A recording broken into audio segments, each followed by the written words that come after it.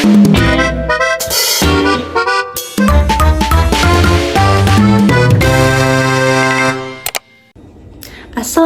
warahmatullahi wabarakatuh. Yang terhormat Bapak Dr. Ali Mursyid MAG selaku dosen pengampu mata kuliah Islam dan Ilmu Pengetahuan, serta rekan-rekan mahasiswa yang mungkin turut menyaksikan video ini. Perkenalkan, nama saya Nadia Aulia Putri, mahasiswa psikologi kelas 1F dengan NIM 12513600243. Pada kesempatan kali ini, saya akan memaparkan materi dengan tema Islam dan kedokteran. Materi ini membahas bagaimana Islam sebagai agama yang sempurna, tidak hanya mengatur hubungan manusia dengan penciptanya atau Allah, tetapi juga sangat memperhatikan kesehatan jasmani, rohani, dan juga mental manusia. Sebagai mahasiswa psikologi, tema ini sangat menarik bagi saya, karena kedokteran dan psikologi itu sama-sama berorientasi pada kesehatan manusia secara menyeluruh, baik tubuh, pikiran, maupun jiwanya. Melalui kajian ini, kita akan melihat bagaimana ajaran Islam telah memberikan dasar-dasar ilmu kesehatan dan etika medis jauh lama sebelum ilmu kedokteran berkembang. Selain itu, kita juga akan mengenal para ilmuwan muslim yang berperan besar dalam kemajuan dunia medis dan ilmiah. Dengan semangat belajar dan rasa ingin tahu yang tinggi, izinkan saya memaparkan hasil pemahaman saya terkait materi ini. Oke, untuk yang pertama adalah pandangan Islam terhadap kesehatan. Yang pertama ada pengertian sehat. Oke, dalam Islam, kesehatan itu dipandang sebagai nikmat besar setelah iman, karena tubuh yang sehat memungkinkan manusia beribadah dan bekerja secara optimal. Secara etimologi, kata sehat itu berasal dari kata Arab syihah yang berarti selamat dari cacat atau kekurangan. Juga bermakna benar dan sesuai dengan kenyataan. Menurut KBBI, sehat adalah keadaan baik seluruh badan serta bagian-bagiannya, bebas dari rasa sakit. Sedangkan dalam Undang-Undang Nomor 23 Tahun 1992, sehat adalah keadaan sejahtera dari badan atau jasmani, jiwa atau rohani, dan sosial yang memungkinkan setiap orang hidup produktif secara sosial dan juga ekonomis. Artinya, sehat itu bukan hanya fisik, tetapi juga mencakup mental, spiritual, dan juga sosial. Islam memandang tubuh manusia sebagai amanah dari Allah Subhanahu wa Ta'ala, sehingga wajib tuh untuk dijaga dan juga dipelihara. Oke. Selanjutnya ada macam-macam kesehatan. Nah, di dalam Islam, kesehatan itu mencakup dua aspek. Aspek yang pertama adalah kesehatan jasmani atau kesehatan fisik. Nah, itu apa sih? Itu adalah keadaan tubuh yang tidak terserang oleh penyakit, kelainan, atau kelemahan fisik. Ciri-ciri sehat jasmani tuh kayak tubuhnya bugar, gak mudah lelah, dan juga organ tubuhnya bisa berfungsi dengan baik. Nah, menjaga kesehatan jasmani dilakukan dengan cara makan makanan halal dan baik atau thayyib, menjaga kebersihan, berolahraga, serta tidur yang cukup. Nah, di sini ada dalil yang menjelaskan mengenai itu, yaitu adalah makan dan minumlah, tetapi jangan berlebih-lebihan. Sesungguhnya Allah tidak menyukai orang-orang yang berlebih-lebihan. Itu dari surat Al-A'raf ayat 31. Nah, yang kedua adalah kesehatan jiwa atau psikis atau juga rohani, yaitu keadaan perasaan dan pikiran yang tenang, bahagia, serta mampu menghadapi tantangan hidup. Orang yang sehat jiwanya dapat berpikir dengan positif, bisa sabar, dan juga mampu menyesuaikan diri tanpa tekanan batin. Nah, dalam Islam, jiwa yang tenang ini disebut dengan an-nafs al-mutmainnah, yaitu jiwa yang tentram karena selalu dekat dengan Allah Subhanahu wa Ta'ala. Nah, apa sih pengertian sakit? Nah, pengertian sakit menurut ajaran agama Islam adalah sakit itu adalah cobaan dari Allah Subhanahu wa Ta'ala untuk menguji kesabaran dan juga menghapus dosa-dosa hambanya. Sakit itu bukan sekedar penderitaan fisik, tetapi juga memiliki makna spiritual yang dalam. Nah, disebutkan juga kalau sakit yang diderita seseorang pada hakikatnya adalah cobaan Allah bagi hambanya. Karena Allah menghendaki kebaikan baginya, Allah yang membuat dia sakit dan Allah pula yang menyembuhkannya. Artinya, dalam Islam, setiap penyakit datang dengan izin Allah SWT dan selalu ada hikmah serta penawarnya. Sebagaimana sabda Rasulullah SAW pada hadis riwayat Bukhari, tidaklah Allah menurunkan penyakit, melainkan Dia juga menurunkan obatnya. Selanjutnya, Islam itu lebih mengutamakan pencegahan daripada pengobatan. Islam itu mengajarkan bahwa mencegah penyakit itu datang lebih baik daripada kita mengobatinya. Dalam Islam dan kedokteran dijelaskan, Islam itu memiliki dua pendekatan terhadap kesehatan.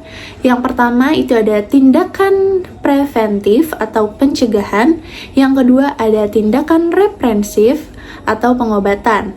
Namun Rasulullah SAW lebih banyak menekankan pencegahan agar penyakit tidak menyebar atau bertambah parah. Hal ini juga ditegaskan dalam hadis berikut.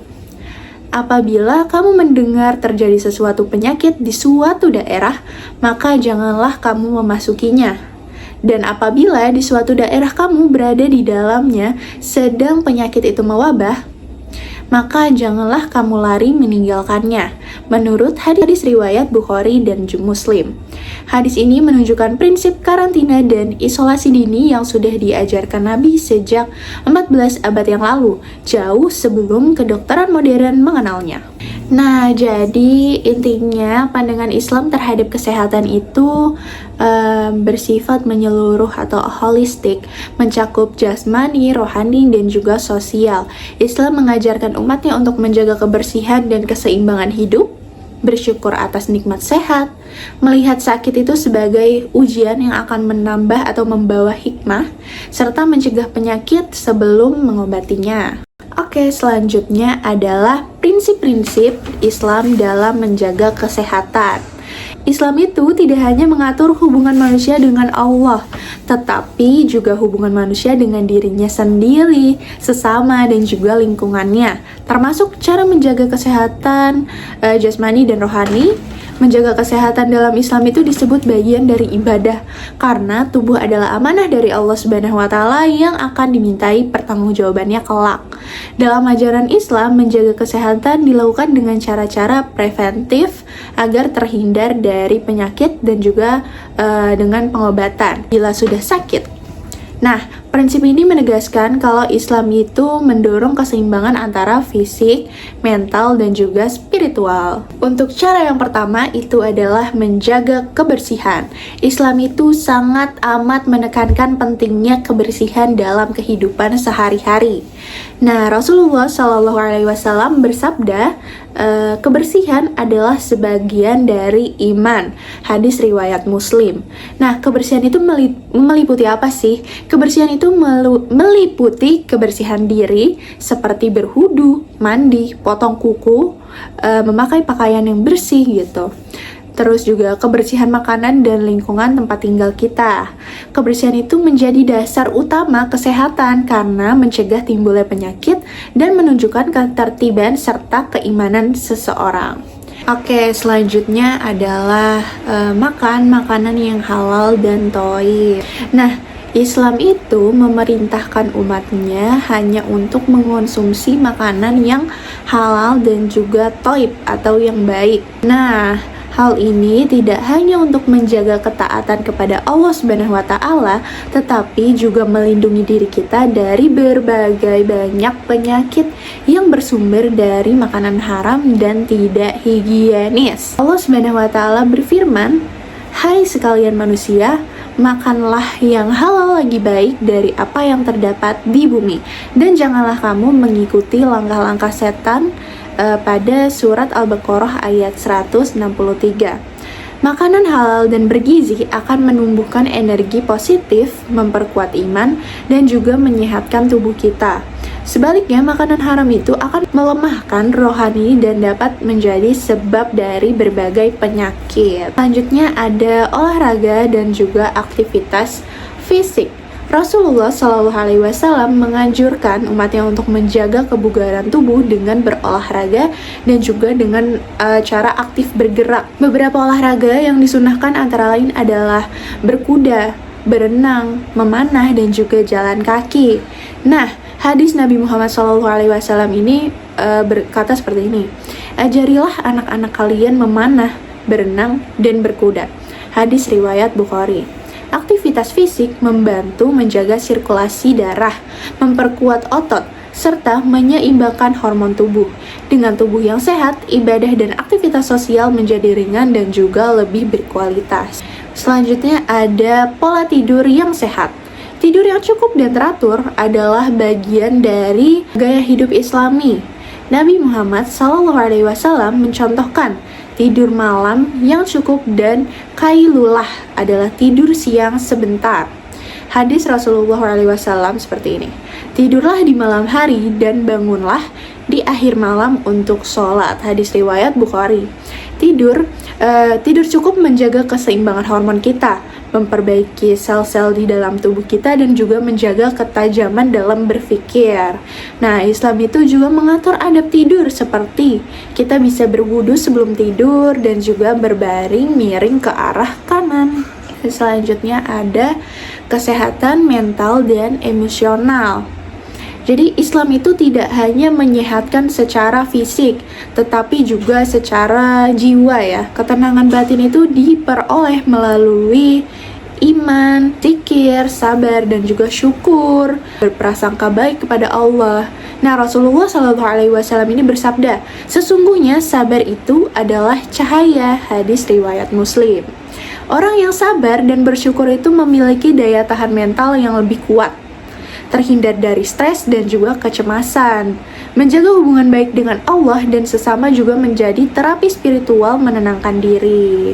Seperti itu. Yang keenam ada pencegahan dan juga pengobatan. Islam itu mendorong umatnya untuk menjaga kesehatan sejak dini. Jadi kayak tidak menunggu sakit untuk dia berobat. Nah, namun apabila sakit, umat Islam juga dianjurkan untuk mencari pengobatan yang halal dan aman untuknya. Rasulullah SAW bersabda, carilah pengobatan, karena Allah tidak menjadikan penyakit tanpa ada penawarnya. Hadis ini hadis Bukhari.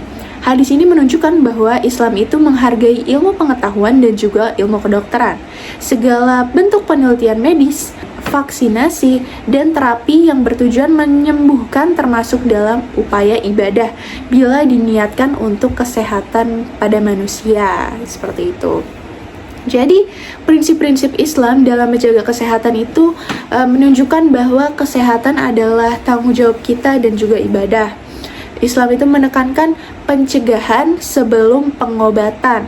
Kesehatan yang ideal itu mencakup kebersihan, makanan yang halal, aktivitas fisik, istirahat yang cukup, ketenangan jiwa, dan juga pengobatan yang tepat. Dengan menerapkan prinsip-prinsip ini, umat Islam itu tidak hanya menjaga tubuhnya tetap kuat, tetapi juga memelihara hubungan spiritualnya dengan Allah Subhanahu wa Ta'ala. Oke, untuk penjelasan yang ketiga itu ada sejarah kedokteran dalam Islam. Nah, perkembangan ilmu kedokteran dalam Islam itu dimulai udah sejak lama banget, sejak masa Rasulullah SAW.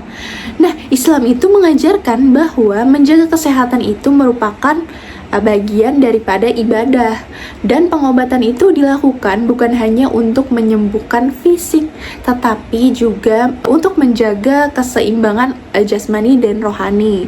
Sejak awal itu Islam sudah menanamkan dasar ilmu medis yang beretika, ilmiah, dan juga spiritual. Nah, jadi masa awalnya itu kan disebut dengan Tibun Nabawi.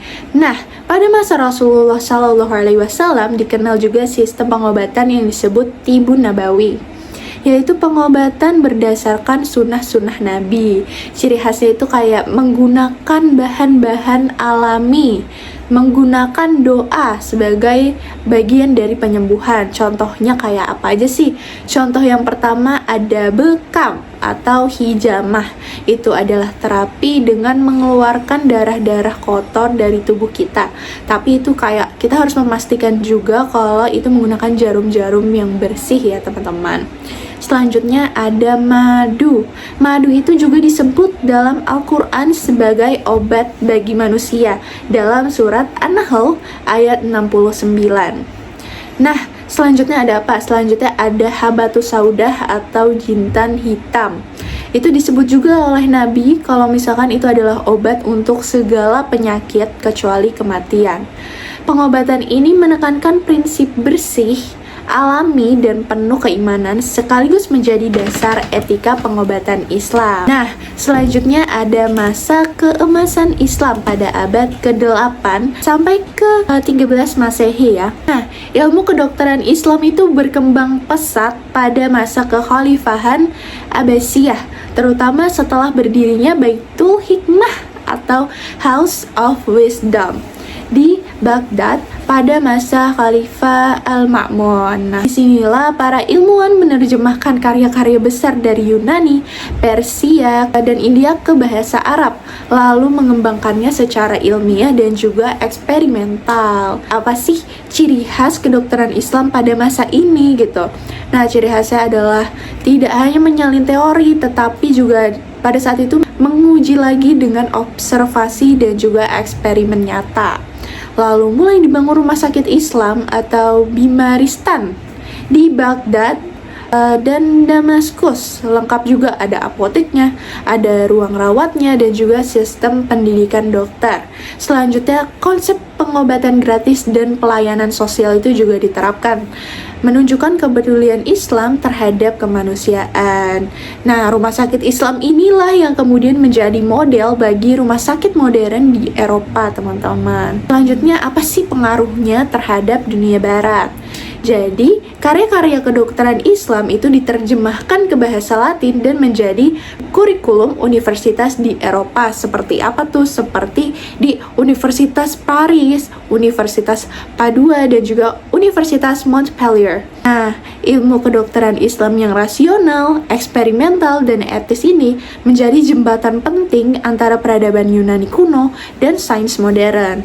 Tokoh-tokoh seperti Ar-Razi, Ibnu Sina, terus juga ada Al-Zahrawi menjadi rujukan utama bagi ilmuwan barat hingga abad-abad setelahnya gitu. Selanjutnya ada nilai-nilai Islam dalam ilmu kedokteran, teman-teman. Jadi, kedokteran dalam Islam itu kan tidak hanya berorientasi pada penyembuhan tubuh ya, tetapi juga menanamkan nilai moral dan juga spiritual kan, seperti itu.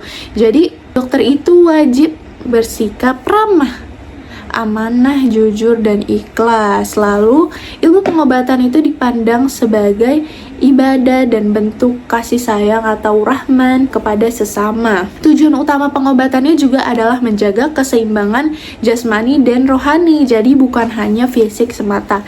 Inilah sebabnya ilmu kedokteran Islam disebut sebagai ilmu yang berlandaskan iman dan akhlak gitu, teman-teman.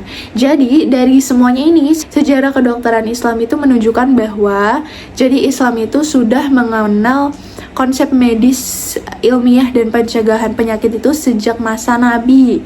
Terus juga pada masa Abbasiyah, ilmu kedokteran itu berkembang dengan sistem rumah sakit riset dan juga pendidikan dokter. Ilmu kedokteran Islam menjadi fondasi sains medis modern dengan tetap menjaga nilai etika dan spiritualisme, seperti itu. Oke, untuk selanjutnya itu ada tokoh-tokoh muslim dalam bidang kedokteran. Wah, apa aja tuh tokoh-tokohnya ya? Pada masa keemasan Islam pada abad ke-8 sampai 13 Masehi, banyak banget ilmuwan muslim yang berperan besar dalam mengembangkan ilmu kedokteran. Mereka itu tidak hanya ahli dalam teori, tetapi juga melakukan penelitian, eksperimen, dan juga penemuan medis yang menjadi dasar dalam kedokteran modern. Jadi ada beberapa tokoh penting yang bakal aku sebut ya. Yang pertama itu adalah Ar-Razi. Ar-Razi itu siapa sih? Ar-Razi itu adalah Abu Bakar Muhammad bin Zakaria Ar-Razi.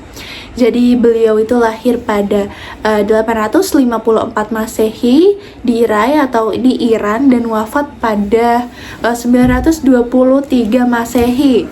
Nah, di barat itu Ar-Razi dikenal sebagai Razes, seorang dokter, filsuf, dan juga ilmuwan besar dalam dunia Islam gitu ya. Terus apa sih kontribusi dari Ar-Razi? Jadi Ar-Razi ini adalah pelopor metode eksperimen dalam kedokteran, yaitu dia melakukan uji coba pada hewan dulu nih sebelum diterapkan kepada manusia. Lalu dia juga berhasil membedakan cacar air dan juga cacar biasa. Jadi itu penting banget kan teman-teman. Terus juga bisa meneliti anatomi mata dan pengaruh cahaya terhadap penglihatan kita. Terus menghubungkan ilmu kimia dan farmasi dalam pembuatan obat. Juga membagi obat berdasarkan sumbernya, kayak ini obat dari nabati, dari hewani, dari mineral, dan juga dia tuh memperhatikan keamanan dosisnya.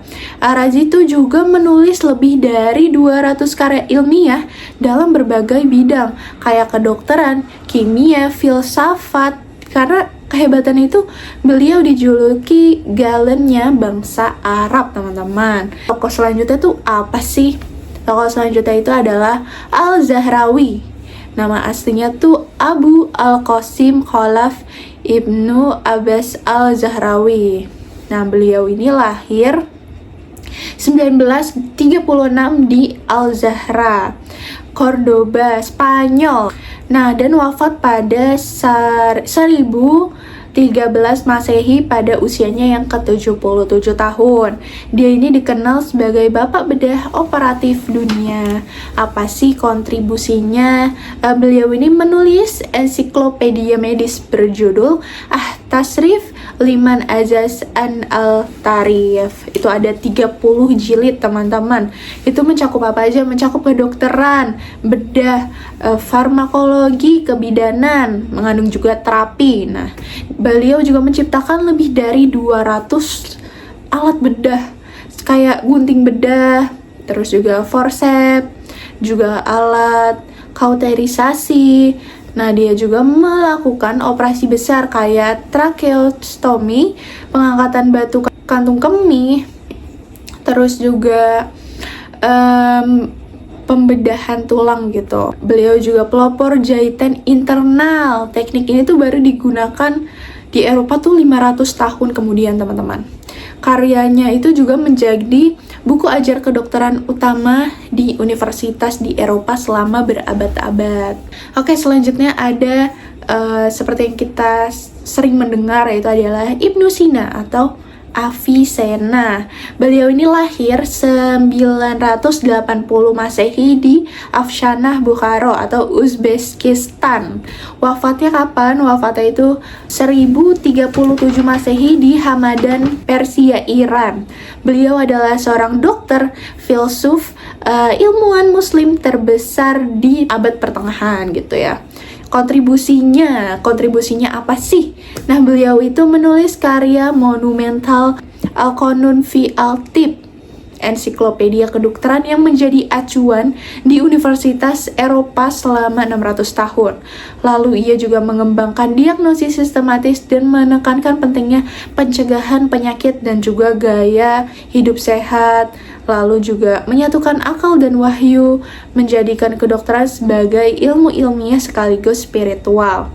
Karyanya juga menjembatani ilmu kedokteran Yunani kuno dengan sains modern.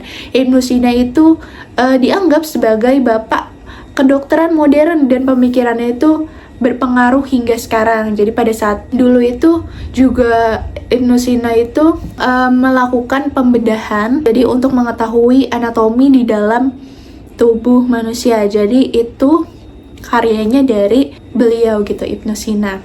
Selanjutnya ada Ibnu Rushd. Beliau lahir pada 1126 di Cordoba, Andalusia, Spanyol. Nah, dikenalnya itu sebagai apa? Sebagai lagi-lagi dokter, filsuf, dan juga ilmuwan. Tapi ini ilmuwan multi bidang. Kontribusinya apa aja sih? Kontribusinya itu beliau menulis buku Al-Kulliyat fi Al-Tib. Itu apa sih? Itu buku Prinsip Umum Kedokteran yang diterjemahkan ke Latin menjadi referensi medis di Eropa. Terus juga menyatukan agama dan filsafat dengan menjelaskan kalau keduanya ini saling melengkapi. Terus menegaskan bahwa akal manusia adalah anugerah dari Allah SWT untuk memahami wahyu dan juga kebenaran ilmiah. Pemikirannya ini berpengaruh besar terhadap pemikiran filsafat Islam dan skolastik Barat.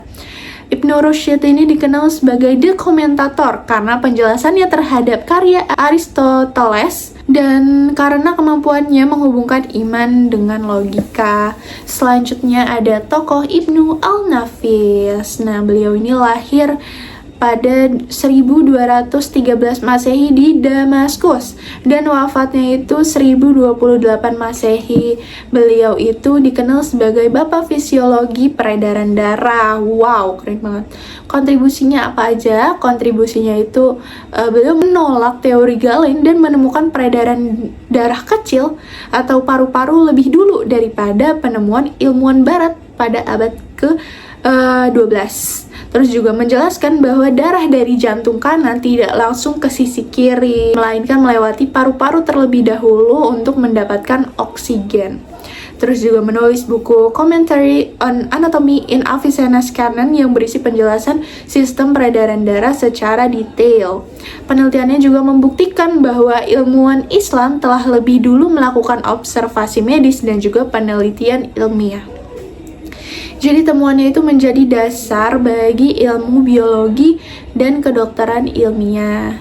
Jadi pada intinya, para ilmuwan muslim kayak Ar-Razi, Al-Zahrawi, Ibnu Sina, Ibnu Rushd, dan ilmu Al-Nafs itu bukan hanya dokter, tetapi juga ilmuwan sejati yang beriman. Mereka membangun dasar ilmu kedokteran berdasarkan etika Islam, akal sehat, dan juga rasa kasih sayang.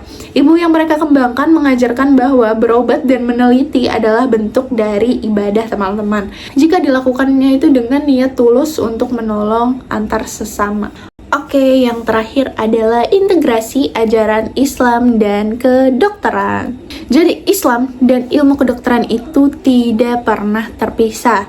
Keduanya justru saling melengkapi. Islam itu memandang ilmu kedokteran sebagai bagian dari tugas manusia untuk menjaga dan memelihara ciptaan Allah SWT. Jadi setiap penelitian dan pengobatan yang dilakukan dengan niat tulus menolong sesama dianggap sebagai ibadah dan bentuk syukur atas nikmat akalnya. Oke. Jadi pandangan Islam terhadap ilmu sains itu seperti apa? Jadi Islam itu mendorong umatnya untuk menggunakan akal, pengamatan atau observasi dan juga pengalaman dalam memahami ciptaan Allah, termasuk tubuh manusia, penyakit, dan juga kesehatan. Dalam Al-Quran, Allah berulang kali memerintahkan manusia untuk berpikir dan meneliti. Seperti ini. Apakah mereka tidak memperhatikan bagaimana Allah menciptakan manusia dari permulaannya? Surat Al-Ankabut ayat 19. Artinya, mempelajari ilmu kedokteran, biologi, atau bioteknologi bukan sekedar aktivitas akademik, tapi juga bentuk ibadah intelektual yang mendekatkan manusia kepada Sang Pencipta. Integrasi Islam dan medis. Jadi ajaran Islam dan kedokteran itu kan saling bersinergi untuk kemaslahatan umat. Jadi keduanya itu memiliki tujuan yang sama, teman-teman. Apa sih tujuannya? Yaitu adalah menyelamatkan kehidupan manusia dan menjaga keseimbangan jasmani dan rohani. Integrasi itu mencakup 3 aspek utama, yaitu ada pendekatan preventif atau pencegahan. Kayak yang tadi udah dijelasin ya, Islam itu mengajarkan umatnya untuk menjaga kesehatan itu sebelum sakit, kayak gitu. Tadi kayak melalui kebersihan, makanan sehat, keseimbangan hidup, kayak gitu. Ini tuh ada pada sabda Nabi juga yang carilah pengobatan karena Allah tidak menurunkan penyakit kecuali Dia juga menurunkan obatnya. Itu yang hadis riwayat Bukhari. Yang kedua ada pendekatan promotif atau peningkatan kesehatan. Jadi Islam itu menekankan pentingnya pola hidup sehat dan aktivitas fisik, kayak yang tadi juga, kayak tidur cukup, olahraga, menjaga mental yang baik. Itu adalah bagian dari sunnah Rasulullah SAW. Selanjutnya ada pendekatan ilmiah, penelitian, dan juga inovasi. Islam itu mendorong umatnya untuk melakukan penelitian ilmiah dengan niat menolong manusia, jadi bukan untuk merusak ciptaan Allah. Bidang bioteknologi, farmasi, dan medis modern itu boleh banget dikembangkan selama itu sejalan dengan etika Islam, keadilan, dan juga kemaslahatan bersama. Nah, etika dan nilai spiritual dalam kedokteran Islam ya, apa sih gitu? Dalam Islam, dokter itu tuh bukan hanya sekedar profesi semata. Jadi itu merupakan amanah dan pengabdian dirinya kepada Allah Subhanahu wa taala. Karena itu kayak yang tadi dibilang gitu, praktik medis itu harus selalu dilandasi oleh niat ibadah dan juga keikhlasan dalam menolong pasien. Terus juga kita tuh harus amanah dan juga jujur, terus menjauhi tindakan yang melanggar syariat. Kita juga harus menjaga rahasia pasien. Jadi itu adalah etika yang membuat ilmu kedokteran Islam itu berbeda, karena itu tuh menyatukan akal, iman, dan juga akhlak gitu. Terus integrasi dengan bioteknologi. Nah, Islam tuh membuka diri juga terhadap kemajuan bioteknologi selama tujuannya itu menyelamatkan kehidupan, meningkatkan kualitas kesehatan manusia, dan juga nggak bertentangan dengan nilai-nilai syariat. Contohnya, penelitian rekayasa genetik atau stem cell dapat diterima kok jika bertujuannya untuk mengobati penyakit dan dilakukannya juga secara etis. Islam itu menolak penyalahgunaan sains yang merusak tatanan kehidupan, tapi Islam itu mendorong inovasi yang membawa rahmat bagi seluruh manusia. Jadi intinya, integrasi ajaran Islam dan kedokteran itu menunjukkan bahwa ilmu medis itu bukan sekedar urusan dunia, tetapi juga bagian dari pengabdian kepada Allah Subhanahu wa taala. Islam itu mendorong umatnya untuk meneliti, berinovasi, dan juga menjaga etika dalam setiap langkah ilmu pengetahuan. Kedokteran modern bisa berjalan selaras dengan prinsip Islam, yaitu rahmah atau kasih sayang, amanah, dan juga kemaslahatan bersama. Sekian pemaparan materi saya mengenai Islam dan kedokteran. Bagi saya sebagai mahasiswa psikologi, pembahasan ini itu menjadi pengingat kalau kesehatan, bisa kesehatan mental, kesehatan fisik itu nggak bisa dipisahkan dengan nilai-nilai spiritual dan agama ya. Semoga dari materi ini kita semua itu bisa memahami bahwa menjaga kesehatan, baik kesehatan tubuh atau kesehatan jiwa, itu merupakan bagian dari ibadah kita kepada Allah Subhanahu wa taala. Terima kasih saya sampaikan kepada Bapak Dr. Ali Mursyid MAG atas bimbingannya, dan terima kasih atas perhatian yang telah diberikan untuk video presentasi saya kali ini. Akhir kata, semoga ilmu yang kita pelajari hari ini membawa keberkahan dan juga memperkuat keyakinan kita bahwa agama dan sains dapat berjalan berdampingan dengan harmonis. Wassalamualaikum warahmatullahi wabarakatuh.